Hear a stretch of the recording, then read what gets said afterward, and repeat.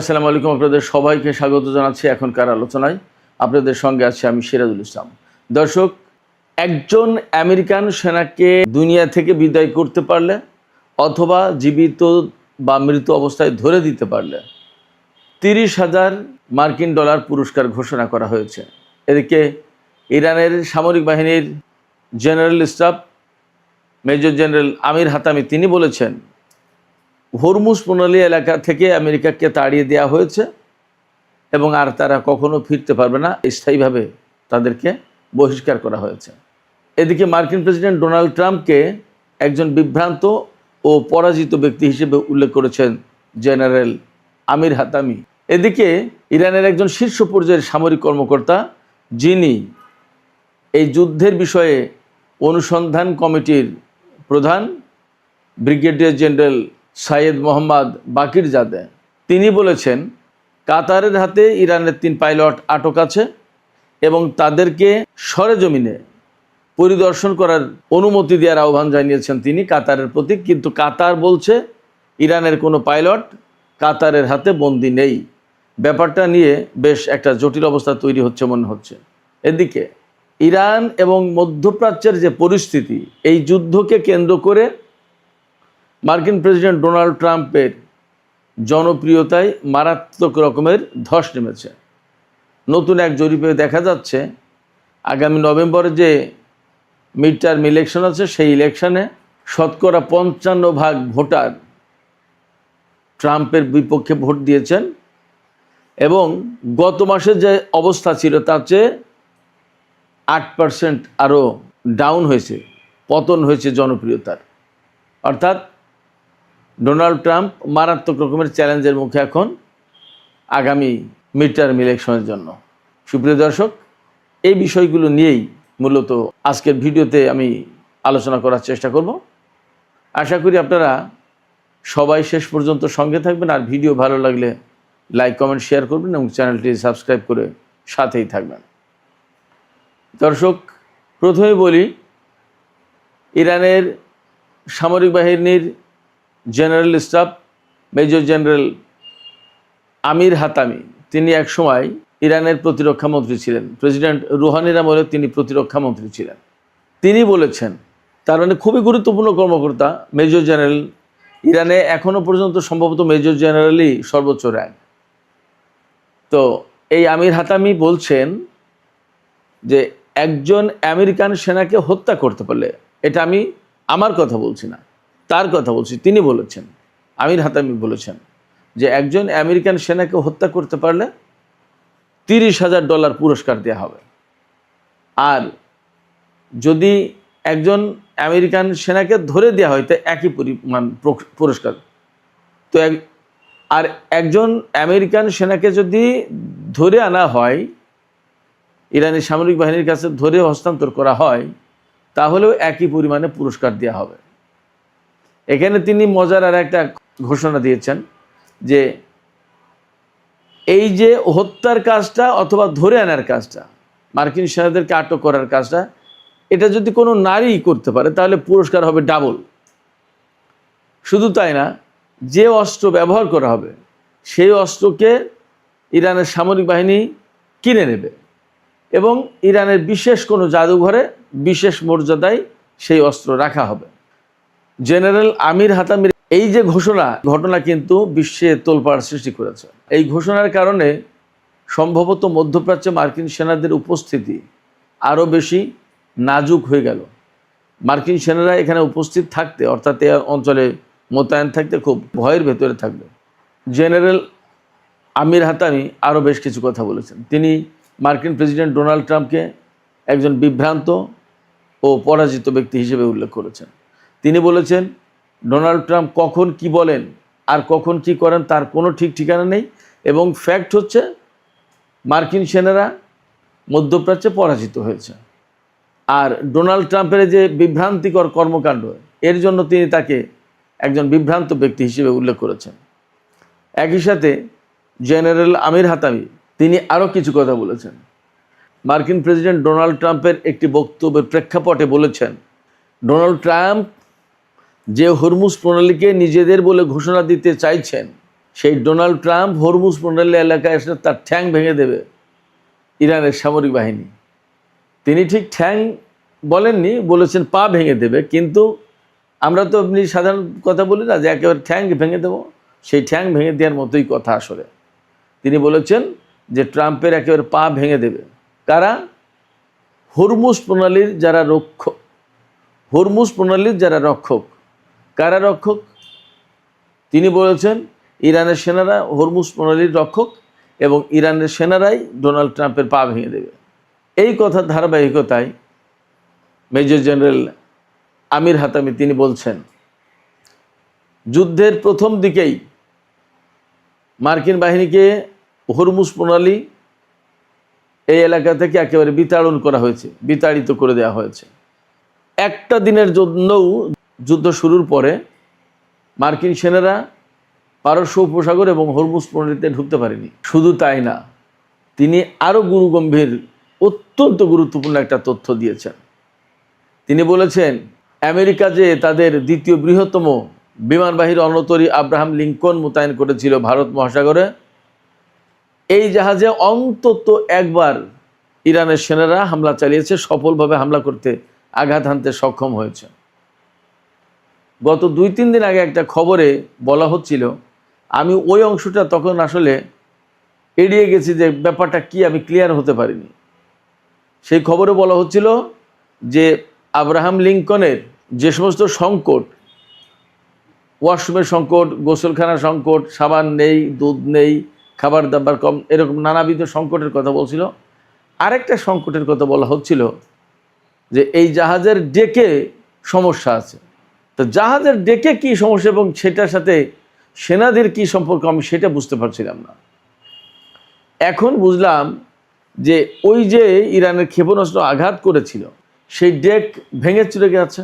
জাহাজের যে ডেক থেকে বিমানগুলো, যুদ্ধ বিমানগুলো উড়ে যে হামলা চালায়, সেই ডেক ক্ষতিগ্রস্ত হয়েছে এবং সেনারা স্বাভাবিক কার্যক্রম চালাতে পারছে না। এটাও তো আরেকটা বিষয়। এবং হুট করে যে সেই জাহাজ ঠিক করে ফেলবে তাও মনে হয় পারেনি। এবং আমরা তো পরবর্তীতে দেখেছি মার্কিন সেনারা ভারত মহাসাগরে এই রণতরী নিয়ে থাকলেও একটা পর্যায়ের আমেরিকার বিরুদ্ধে কিন্তু তারা হামলা চালাতে পারছিল না। অন্যান্য সংকটের সাথে এই জাহাজ থেকে বিমান হামলা চালানোর মতো পরিবেশও মনে হয় ছিল না, এটা বোঝা যাচ্ছে।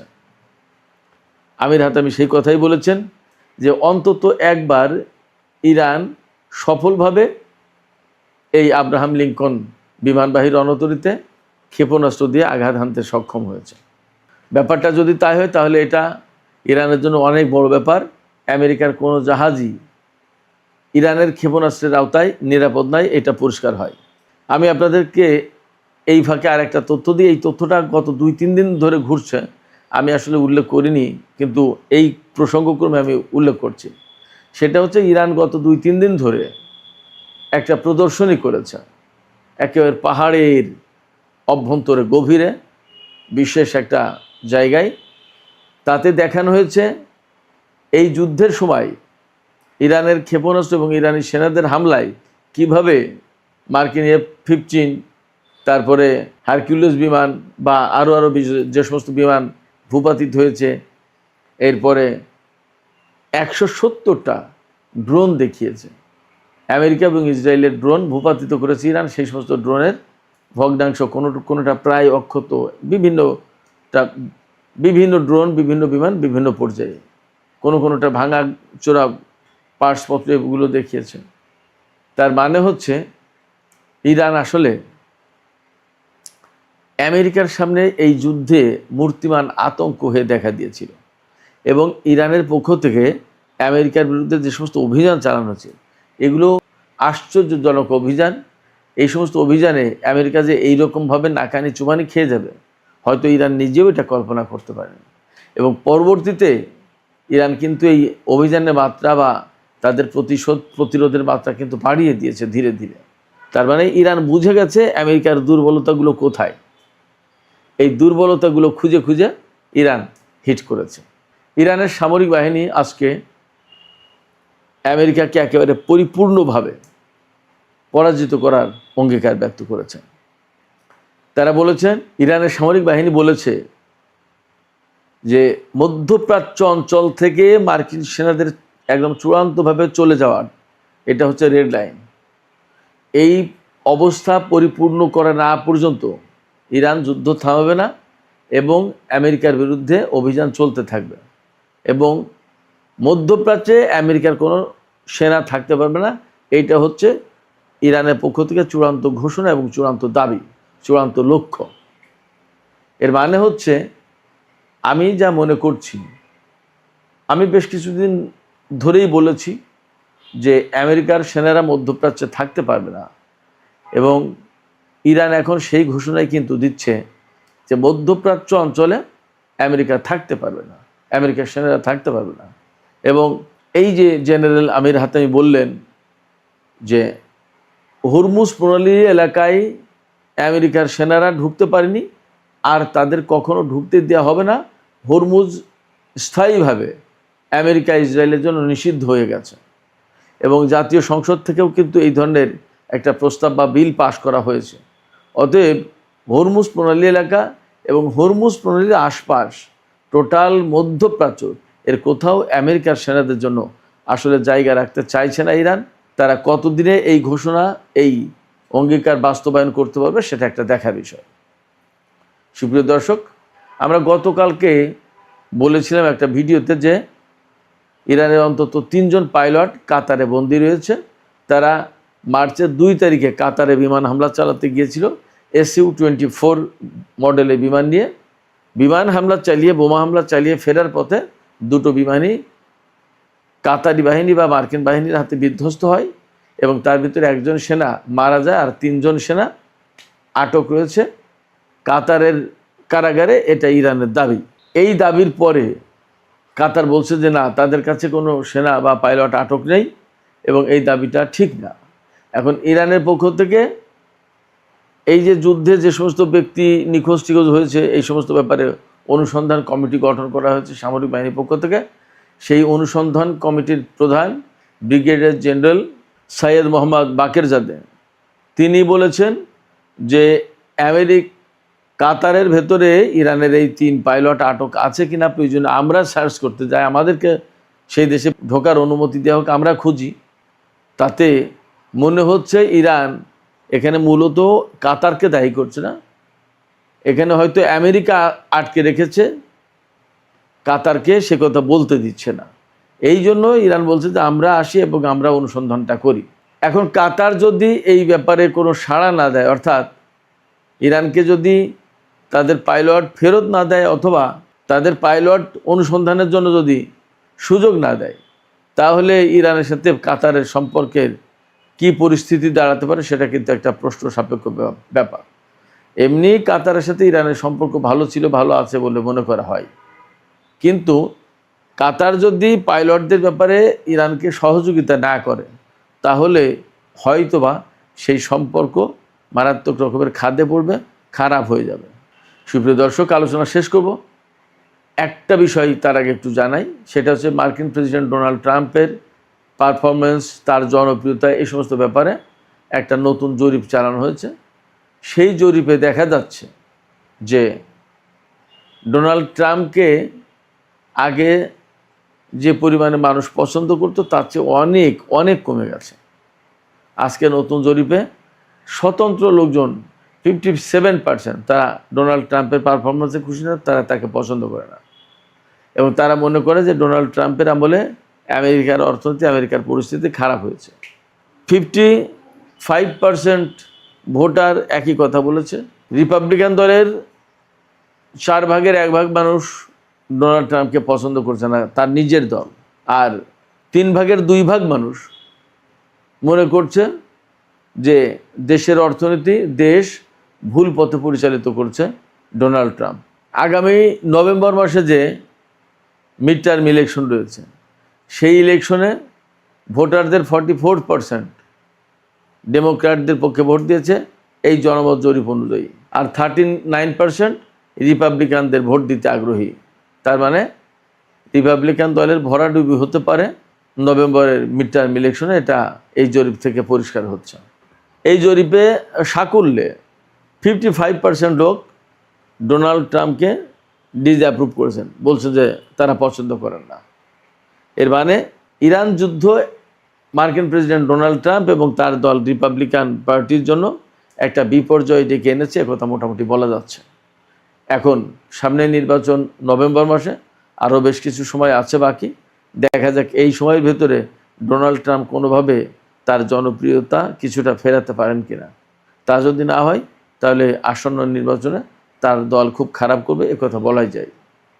সুপ্রিয় দর্শক, এখনকার আলোচনা এখানে শেষ করতে চাই। আলোচনা শেষের আগে আপনাদের কাছে মতামত জানতে চাই।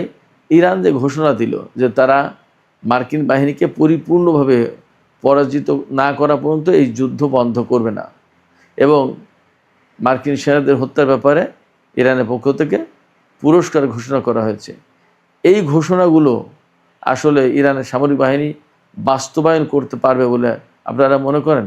আপনাদের মতামত কমেন্টে জানাতে পারেন। আর ভিডিও ভালো লাগলে লাইক, কমেন্ট, শেয়ার করবেন এবং চ্যানেলটি সাবস্ক্রাইব করে সাথেই থাকবেন।